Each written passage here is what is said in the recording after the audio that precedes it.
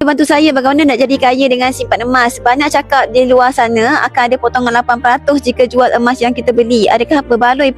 Bagus sangat soalan ni. Jadi kalau tuan-puan nak kaya dengan simpanan emas, boleh save video saya dulu sebagai rujukan pada masa akan datang.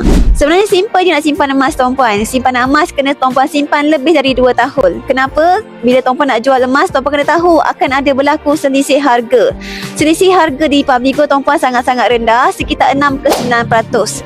Tahu tak tuan-puan, walaupun emas tiada dividen, tiada pendapatan, tapi kenaikan harga emas sekitar 10% secara purata setahun. Banyak. Tapi yang paling mengejutkan, kebanyakan orang hari ni bila dia compare dengan harga emas tahun lepas, kenaikan harga emas sekitar 30% tuan-puan. Bila kita tolak dengan selisih harga yang paling tinggi 9% dan juga zakat 30 tolak dengan 9, tolak dengan 2.5%, maka ada baki lagi sekitar 18.5%. Lagi tinggi berbanding kalau tuan-puan simpan duit dekat dalam ASB dan juga tabung haji. Sebab tu tapi saranan guru emas saya, dia kata nak simpan emas, pastikan simpan untuk jangka masa panjang, lebih dari 2 tahun.